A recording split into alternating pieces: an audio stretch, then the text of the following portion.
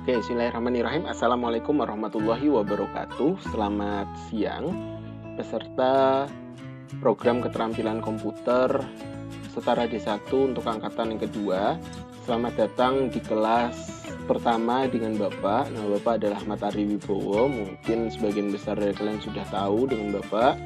Bapak normalnya mengajar matematika, tapi di sini kelas kali ini, Bapak akan membahas tentang pengantar teknologi informasi kepada kalian, ya. Dan materi ini adalah materi dasar, materi teori yang kalian bisa searching sendiri di Google sebetulnya. Cuma Bapak dapat amanah untuk menyampaikannya tetap ke kalian. Jadi bukan materi yang susah, kalian tinggal klik saja sejarah teknologi informasi, semua informasinya akan muncul kepada kalian, ya. Karena mudah, ya. Jadi bisa kalian temukan bahkan lebih banyak dari apa yang Bapak sampaikan. Nah, hari ini Bapak ingin menyampaikan ini kepada kalian. Apa saja yang akan kita pelajari? Handout ini nanti akan Bapak share, ya. Akan Bapak share di grup, tenang saja. Dan bagaimana rencana kita sampai awal Oktober, ya. Karena targetnya materi ini harus selesai sampai awal Oktober. Jadi apa saja rencana kita sampai awal Oktober untuk mata kuliah pengantar teknologi informasi bersama Pak Ari. Oke. Anak-anak, setidaknya kita, kalau misalnya kalian lihat nih, Bapak bukakan kalender, ya. Sekarang itu tanggal, mana kalender ya Bapak? Oke, Bapak bukakan kalender, bisa dilihat. Sekarang itu tanggal 25, ya. Hari ini kalian mengikuti materi ini tanggal 25. Kemudian setiap hari Selasa, mulai 1 September, 8 September, 15 September, 22 September, dan 29 September, materi ini harus selesai. Ya, materi pengantar teknologi informasi ini harus selesai tanggal 29 September, dan kalian sudah harus punya nilai setelah tanggal itu. Ya, harus ada nilai tentang mengantar teknologi informasi. Kenapa? Karena setelah itu di hari Selasa akan kita upayakan akan ada materi lain. Ya, kita upayakan akan ada materi lain. Mungkin nanti di tengah-tengah kalian akan terpotong oleh ujian, oleh penilaian tengah semester. Tapi jangan khawatir, Bapak upayakan menyampaikan semua tugasnya sekarang, jadi kalian bisa mencicilnya dari sekarang. Supaya jangan sampai nanti kalian waktu ujian, waktu penilaian tengah semester, kalian bingung dengan tugas, ya. Baiklah, Bapak ulangi lagi. Bapak akan menyampaikan tugas-tugasnya hari ini, ya, di pertemuan pertama. Dan kalian bisa mulai mengerjakannya setelah ini. Walaupun bukan hari ini deadline-nya, tapi bisa kalian kerjakan mulai hari ini. Kenapa? Supaya nanti ketika penilaian tengah semester, kalian tidak terbebani dengan tugas. Baik ya, Bapak udah nyampaikan. Nah, apa saja tugasnya? Tugasnya nanti cuma ada 3. Tugas yang pertama adalah kalian menjelaskan di video pendek saja materi. Pilih satu dari beberapa materi, nanti akan Bapak sampaikan. Pilih satu saja, itu yang pertama. Lalu yang kedua adalah mengerjakan kuis, ya, mengerjakan kuis. Nanti linknya juga Bapak sampaikan nanti saja. Lalu yang ketiga nanti adalah tugas akhirnya untuk mata kuliah pengantar teknologi informasi. Oke, jadi 3 tugas ini saja. Nah, sekarang apa saja yang akan kalian pelajari? Perhatikan baik-baik. Kalian akan mempelajari 4 bagian yang akan Bapak sampaikan materinya, ya, secara garis besar di setiap pertemuan kita. Yang pertama adalah tentang sejarah teknologi informasi. Oke, nanti bisa kalian lihat sampai latihan 1 itu adalah materi bagian pertama. Lalu materi bagian kedua adalah pengertian teknologi informasi. Pengertian teknologi informasi sampai latihan 2 itu adalah materi bagian kedua. Nah, lalu selanjutnya pengelompokan teknologi informasi sampai dengan latihan ketiga itu adalah materi bagian ketiga. Dan yang keempat adalah komponen teknologi informasi sampai dengan latihan 4. Oke. Ya, jadi ada 4 buah materi yang akan Bapak sampaikan setiap pekannya. Ya, jadi setiap pekannya Bapak akan nyampaikan. Jadi nih, hari ini berarti materi pertama Bapak sampaikan. Pekan depan tidak ada tugas harian, oke? Pekan depan materi kedua Bapak sampaikan. Pekan depannya lagi materi ketiga Bapak sampaikan. Pekan depannya lagi tanggal 15, pekan materi keempat Bapak sampaikan. Kemudian dari 4 materi ini pilih salah satu yang kalian paham, kemudian kalian jelaskan secara singkat di video ya, dan nanti diupload ke tempat yang nanti Bapak sampaikan nanti akan Bapak sampaikan.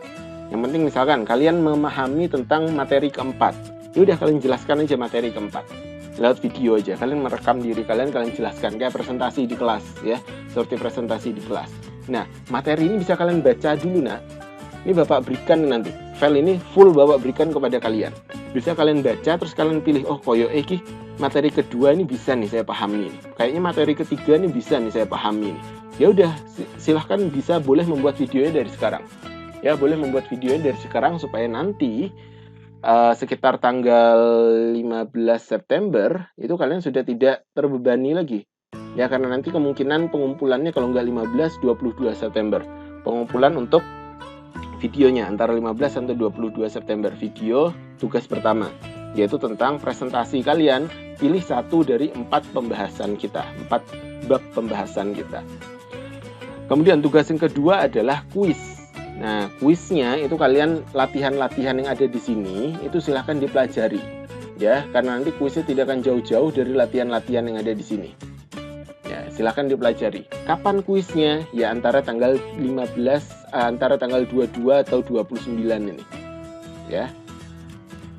Nah, lalu yang ketiga, di bagian akhir dari handout ini, ya, di bagian akhir dari handout itu ada penerapan teknologi informasi. Ini bisa kalian lihat di layar Bapak tunjukkan. Buatlah sebuah video atau vlog dengan durasi 5-10 menit yang menceritakan tentang penerapan teknologi informasi di salah satu bidang berikut. Nah, jadi kalian membuat vlog nih, misal nih, Bapak punya ini nih, pen stylus, pensil touchscreen, ya. Kalian jelaskan penerapan teknologi informasinya seperti apa. Ini di bidang apa? Ini bisa di bidang pendidikan, ini bisa di bidang teknik ilmu pengetahuan, kalian jelaskan. Ya, jadi ini fungsinya untuk apa, cara kerjanya seperti apa, input proses outputnya seperti apa itu input proses output nanti kita sampaikan dalam materi. Ya, apa itu input proses output. Kemudian kalau misalkan ini dalam bidang industri, apa fungsinya dan lain-lain, cukup ceritakan seperti itu aja. Ngumpulkannya di mana? Yang penting ada dulu videonya, ngumpulkannya di mana nanti Bapak sampaikan. Ya, dengan kata lain, dari 3 buah tugas yang Bapak berikan kepada kalian selama 1 bulan ke depan, itu 2 tugasnya bisa kalian kerjakan lebih dulu. Paham ya? Kecuali 1 tugas tentang kuis. Kuis baru bisa kalian kerjakan ketika Bapak memberikan kalian link kuisnya. Ya, seperti di e-learning ada kuis, ada CBT-nya. Nah, Bapak berikan kalian baru bisa dikerjakan. Tapi soal-soalnya bisa kalian pelajari sudah mulai dari sekarang. Ya, soal-soalnya sudah bisa dipelajari mulai dari sekarang. Dan 2 tugas yang lain tentang membuat video. Pertama, video rangkuman. Yang kedua, video tentang penerapan teknologi informasi sudah bisa dibuat dari sekarang. Ya, kenapa Bapak sampaikan sekarang? Supaya tidak ada alasan bagi kalian nanti kalian merasa terbebani oleh tugas-tugas yang Bapak berikan. Ya, Bapak berusaha ini adalah materi yang mudah, kalian bisa searching, bisa googling, bisa dapat seluas-luasnya materi, bisa belajar dari mana saja, tidak perlu dari Bapak. Untuk materi-materi ini, Bapak berharap kalian bisa mengendalikan materi ini dengan baik, dan hasilnya, outputnya nanti juga baik. Oke anak-anak ya, ini adalah dasarnya pengantar teknologi informasi, ya, maka nanti pengantar ini akan membawa kalian ke banyak logika dan cara berpikir di mata kuliah lainnya. Oke, seperti itu. Baik, kalau misalkan sudah nyampe sini silahkan di pause dulu. Kemudian kalau ada yang tidak paham ditanyakan di grup D1, kita akan diskusi. Kalau misalkan kalian sudah paham, alhamdulillah, maka kita akan melanjutkan ke materi kita yang pertama.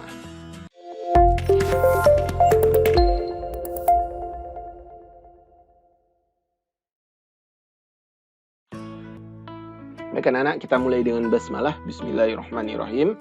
Nah, untuk materi yang pertama, bagian pertama itu adalah menceritakan tentang sejarah teknologi informasi. Teknologi informasi itu sudah dirasakan manusia itu sejak tahun 3000 sebelum Masehi. Jadi dari zaman dahulu kala manusia itu sudah mengenal yang namanya teknologi dan informasi. Ya, teknologi adalah segala sesuatu yang bisa mempermudah kinerja manusia, dan informasi adalah segala sesuatu data atau apapun itu berbentuk audio maupun visual yang memberikan manusia tambahan pengalaman serta tambahan value dalam hidupnya. ya, tambahan nilai melalui informasi tersebut. Nah, ada 4 era sejarah perkembangan teknologi informasi. Bisa kalian lihat di layar Bapak. Yang pertama adalah era pramekanis. Era pramekanis di sini teknologi masa ini masih berupa tulisan, bahasa, dan angka. Jadi masih berupa bahasa dan angka ya. Belum ada teknologi yang canggih seperti alat komputer dan lain-lain, itu belum ada. Nah, kemudian lalu menemukan alat tulis. Jadi alat tulis ini, alat tulis yang kalian gunakan di kelas itu juga termasuk dari bagian teknologi. Ya, bagian dari teknologi juga alat tulis yang kalian gunakan itu. Buku itu adalah teknologi, ya. Kenapa? Karena dia mempermudah. Nah, tapi zaman dulu yang namanya buku sama alat tulisnya tidak seperti sekarang tentunya. Kalian tentu tahu orang-orang dulu menulis di pelepah pisang, di pelepah pohon kurma, menulis di batu, ya, menulis di tanah, menulis di pasir pantai, ya, namanya ditulis, nama orang lain ditulis gitu ya. Yang suka nulis kayak gitu di pantai berarti dia orang purba dia. Nah, tulisan-tulisan tersebut merupakan dasar dari perkembangan teknologi dalam menyampaikan informasi. Nah, kemudian muncul juga alat-alat hitung, seperti biji-bijian digunakan sebagai alat hitung. Nanti akan berkembang menjadi mata uang, akan berkembang menjadi angka-angka yang lain yang lebih besar dalam sejarah-sejarah angka. Nah, sejarah angka ini juga berkaitan erat dengan sejarah teknologi informasi. Kenapa? Karena teknologi informasi itu dasarnya adalah angka-angka. Ya, dasarnya adalah angka-angka. Tanpa angka-angka, kita tidak akan bisa melihat atau merasakan, menikmati fasilitas teknologi informasi seperti pada hari ini. Era yang kedua itu dimulai pada 1450 sampai 1840. Ditemukan mesin cetak oleh Johann Gutenberg. Siapa itu Johann Gutenberg? Kalian searching saja, nanti kalian bakal kelihatan siapa Johann Gutenberg. Mesin cetak pertama yang merubah persepsi banyak orang terhadap teknologi informasi, bahwa ternyata informasi itu bisa dicetak dan bisa disebarluaskan. Banyak hal berubah semenjak ditemukannya mesin cetak ini. Nah, kemudian Pascaline ya, menemukan komputer mekanis. Blaise Pascal menemukan komputer mekanis yang kemudian diberi nama Pascaline ya. Blaise Pascal ini ya, si Om Pascal ini kalian bisa searching juga seperti apa wajahnya Blaise Pascal. Beliau ini juga ahli matematika. Kalian kalau misalkan di sini ada yang suka matematika tentu pernah mendengar tentang teori Pascal. Ya, mungkin di fisika juga muncul teori Pascal seperti itu. Beliau adalah ahlinya dalam matematika, menemukan tentang cara berhitung logika Pascal, kemudian kita kenal dengan teori Pascal, dan itu merupakan dasar dari komputer mekanis pertama. Makanya kenapa di era ini kemudian dikenal dengan era mekanis dalam sejarah teknologi informasi. Masuk lagi di tahun 1840 sampai 1940, sekitar 1 abad masanya, banyak temuan revolusioner yang menjadi awal sistem teknologi informasi. Mulai dari baterai, kode Morse, ya, di sini mungkin ada anak kepanduan, anak pramuka atau anak Hizbul Waton, kode Morse, telegraf, telepon, radio, gelombang satelit, komputer digital pertama yang diberi nama Mark I, itu ditemukan pada era elektromagnetis, ya. Elektromekanik maksud Bapak. Nah, kemudian tahun 1940 sampai sekarang muncullah Electronic Numerical Integrated Computer yang digunakan untuk militer. Jadi awal mula komputer canggih yang kita gunakan sekarang, komputer-komputer pintar, itu awal mulanya adalah untuk kepentingan militer. Komputer pada zaman dulu, komputer digital pada zaman dulu itu tidak secanggih sekarang. Ya, cara berpikirnya tidak secanggih sekarang. Nah, komputer pada zaman dulu itu ya sudah, dia cuma mengkomput saja, ya, logikanya logika sederhana, jika maka sudah. Nah, tapi komputer sekarang jika ini bukan ini maka ini, seperti itu logikanya. Nah, komputer pertama ini diberi nama dengan ENIAC. Mungkin kalian yang di sini suka nonton, silakan cari film judulnya Enigma. Enigma itu menceritakan bagaimana komputer pertama ditemukan. Ya, komputer pertama ditemukan itu pada masa peperangan Perang Dunia Pertama tahun 1940-an. Ya, pada Perang Dunia Pertama tersebut ya, baik dari sekutu maupun non sekutu ya, baik dari kubu barat maupun kubu timur, blok barat maupun blok timur itu berusaha untuk menyimpan dan menyampaikan data, informasi serahasia mungkin. Oleh karena itu kemudian mereka mengembangkan alat-alat digital, informasi digital, teknologi yang nantinya menjadi cikal bakal komputer digital modern pertama. Dimulai dari peperangan, ya.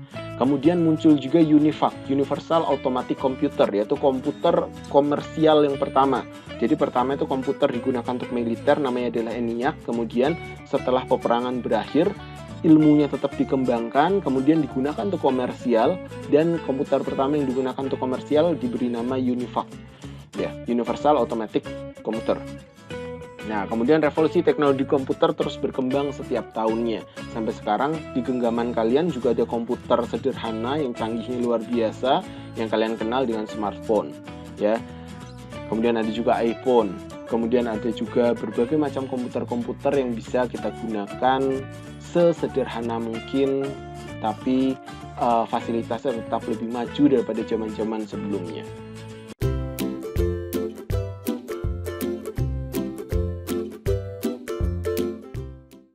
Kita lanjutkan. Generasi komputer. Nah, sekarang kita berbicara tentang generasi komputer. Kalau tadi kita berbicara tentang era-era teknologi informasi, sekarang kita berbicara tentang generasi komputer. Semenjak era elektronik. Generasi pertama, tahun 1945. Komputer masih menggunakan tabung hampa dengan ukuran besar. Jadi kalian tahu CPU ya. CPU itu adalah kotak yang biasanya digunakan di PC yang dipencet terus hidup itu. CPU zaman dulu itu besar sekali. Saat tembok itu kurang besar. Itu untuk CPU, padahal kecepatannya sangat lambat dulu itu. Ya kalau sekarang kalian bisa cepat dan menyimpan bergiga-gigabyte film Korea, ya. Zaman dulu itu nyimpen video 3GB aja masih berat untuk komputer dengan CPU sebesar itu. Ya. Kemudian menggunakan rotating magnetic drum. Ya, jadi ruang penyimpanan itu dia seperti dinamo besar. Ruang penyimpanan drum itu berputar dinamonya. Ya, makanya dinamakan rotating magnetic drum, ruang penyimpanan. Kalau sekarang kalian kan di flash disk ya, ruang penyimpanannya, atau mungkin di hard disk yang bisa berputar dan dia kecil. Bahkan sekarang sudah lebih canggih lagi, namanya SSD. Jadi seperti flash disk tapi dalam ukuran yang lebih besar, namanya SSD. Nah, kemudian generasi kedua ini mulai diciptakan bahasa pemrograman. Nah, nanti kalian akan dapat nih mata kuliah bahasa pemrograman. Bahasa pemrograman ini adalah cara berpikirnya komputer. Ya, jadi komputer ini kenapa kok kita klik kanan dia bisa ke kanan, kita klik kiri dia bisa ke kiri, kita klik enter dia bisa ke bawah, karena ada bahasa pemrogramannya. Ada bahasa logika yang dimasukkan ke dalam komputer sehingga komputernya bisa bergerak sesuai dengan arahan kita. Nah, jadi seperti itu. Kemudian lanjut dengan generasi ketiga, bisa mencetak dengan lebih cepat ya. Jadi dia outputnya bisa lebih cepat. Kemudian masuk ke generasi keempat, bisa kalian baca perusahaan di Amerika yang bernama Intel mengembangkan prosesor mikro sebagai chip sirkuit terintegrasi dalam CPU.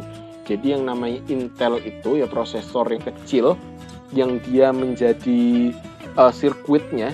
Jadi dia jadi otaknya komputer itu pertama kali tahun 1971 sampai sekarang. Nah, sekarang generasi kelima sudah komputer sudah masuk generasi kelima, yaitu tentang artificial intelligence, yaitu kecerdasan buatan, komputer yang bisa berpikir sendiri. Komputer yang sudah bisa mandiri, mencari solusi untuk dirinya sendiri dan untuk penggunanya. Itu adalah artificial intelligence. Artinya adalah kecerdasan yang dibuat, artificial intelligence. Nah, kemudian penyimpanannya juga udah mulai besar. Sekarang kita tahu ada cloud memory, ada Google Drive, ada Dropbox ya. Kemudian ada iDrive dan lain-lain ya. Dan lain-lain. Nah, semua itu adalah generasi kelima. Sekarang sampai kapan akan terus berkembang? Artificial intelligence serta cloud memory akan terus berkembang selama beberapa tahun ke depan dan akan sangat mempengaruhi perubahan teknologi informasi khususnya komputer dalam kehidupan sehari-hari kita.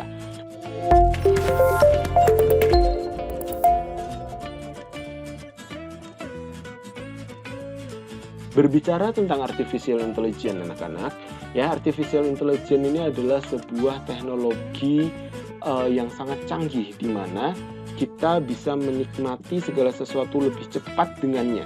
Contohnya ya, ketika kalian suka menggunakan media sosial, maka media sosial kalian itu akan menyuguhkan hal-hal yang kalian inginkan. Ya, explorernya kalian dan explorernya saya dalam Instagram itu pasti berbeda. Ya, kenapa? Karena minat kita beda. Nah, kira-kira tahunya dari mana sih Instagram? Tentunya dari artificial intelligence, dari AI-nya. Ya, jadi AI ini yang kemudian berpikir, dia membaca kira-kira kita itu sukanya apa, minat kita itu apa. Ya, kemudian dia menyuguhkan kepada kita minat kita. Sehingga kerja kita makin cepat terhadap minat kita. Ketika kalian punya aplikasi seperti Shopee, Tokopedia, dan lain-lain, ya, explorer pencarian barang punya Bapak dan punya Pak Sol itu pasti berbeda. Punya Bapak dan punya kalian tentu berbeda. Kenapa? Kalau Bapak biasa mencari tentang dagangan yang Bapak jual di rumah, tentu tidak muncul di kalian. Di kalian munculnya mungkin baju, munculnya mungkin sepatu, munculnya mungkin alat elektronik. Kalau di Pak Nur Solikin, ya munculnya pasti alat elektronik dan lain-lain. Tapi kalau di Bapak munculnya adalah barang-barang dagangan yang Bapak butuhkan untuk jualan di rumah. Ya, obat-obatan dan lain-lain yang Bapak jual di rumah. Nah, hal semacam ini mempercepat kinerja kita. Siapa yang berpikir? Yang berpikir adalah AI-nya. Artificial Intelligence miliknya Shopee, Artificial Intelligence miliknya Tokopedia, Artificial Intelligence miliknya Instagram, Artificial Intelligence miliknya Facebook, yang kemudian mempermudah kinerja kita dengan mereka berpikir lebih dulu. Apa kira-kira minat kita? Itu adalah contoh sederhana dari Artificial Intelligence. Kedepannya, Artificial Intelligence akan semakin dikembangkan dan akan semakin membantu kita dalam kinerja kita. Nah, yang jadi masalah adalah bukan ketika Artificial Intelligence atau komputer mulai berpikir seperti manusia. Mereka akan semakin canggih dan semakin di atas kita kepintarannya. Masalahnya bukan di sana. Masalahnya adalah ketika kita sudah tidak bisa berpikir sebagai manusia. Ya, ketika posisi kita sebagai manusia bisa digantikan oleh Artificial Intelligence karena kita sudah tidak bisa memanusiakan diri kita, maka disitulah masalah sebenarnya. Maka kita perlu untuk menjaga sisi kemanusiaan kita. Ya, kita perlu berpikir sebagai seorang manusia, bukan berpikir sebagai seorang robot atau sebagai komputer. Kita punya perasaan, kita perlu menggunakan perasaan kita dalam proses berpikir kita, karena perasaan adalah hal yang belum bisa dikodekan dan dibuat masuk ke dalam Artificial Intelligence. Kita punya cara berpikir mana benar, mana salah, itu harus jadi nilai lebih kita sebagai manusia. Kalau kita tidak bisa menekankan nilai-nilai itu dalam diri kita, maka jelas kita kalah dengan Artificial Intelligence. Kenapa? Karena Artificial Intelligence 1000 tahun lebih pintar daripada kita. Ya, 1000 tahun lebih pintar daripada kita. Mungkin di pertemuan lain Bapak akan menceritakan kenapa kok komputer atau Artificial Intelligence itu bisa 1000 tahun lebih pintar daripada kita. Ya, karena mereka bisa mengalahkan kita 1000 tahun lebih cepat daripada kita belajar. Ya, anak-anak ya. Jadi seperti itu, harapannya adalah semakin berkembangnya Artificial Intelligence ini kita bisa menggunakannya untuk mempermudah kinerja kita. Ya, untuk lebih mengefektifkan pekerjaan kita. Dan tetap kita harus menjaga sisi kemanusiaan kita agar kita tidak kalah dengan si Artificial Intelligence. Karena Artificial Intelligence tidak akan bisa meniru sisi kemanusiaan kita.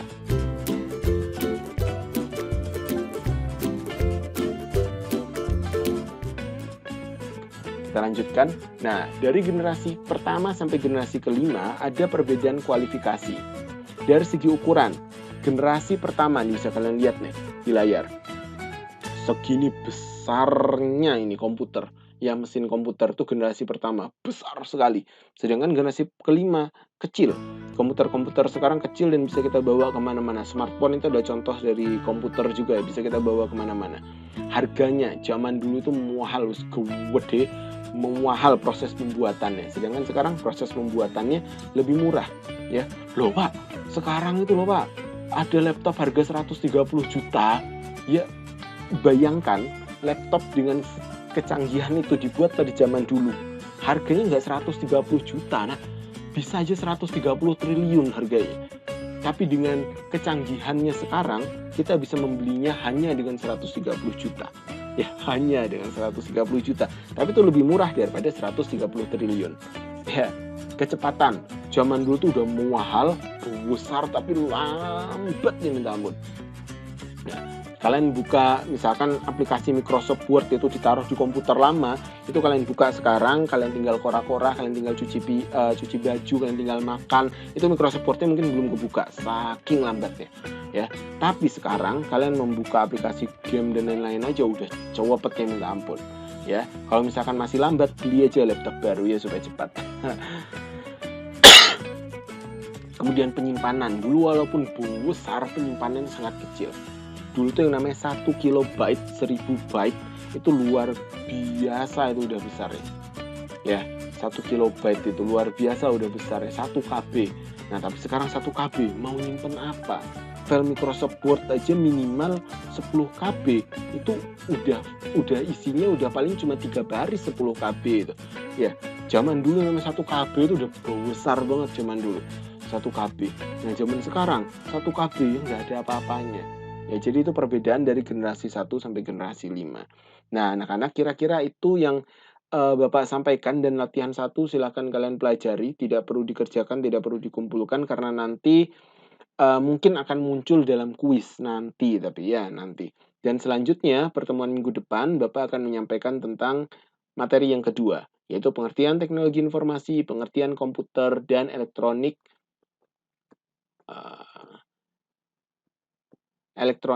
data processing ya. Jadi seperti itu, semoga bermanfaat dan semoga bisa kalian ambil hikmah serta kesimpulannya. Kurang lebihnya Bapak sampaikan mohon maaf yang sebesar-besarnya. Al-wasilah and stay mumtaz. Assalamualaikum warahmatullahi wabarakatuh.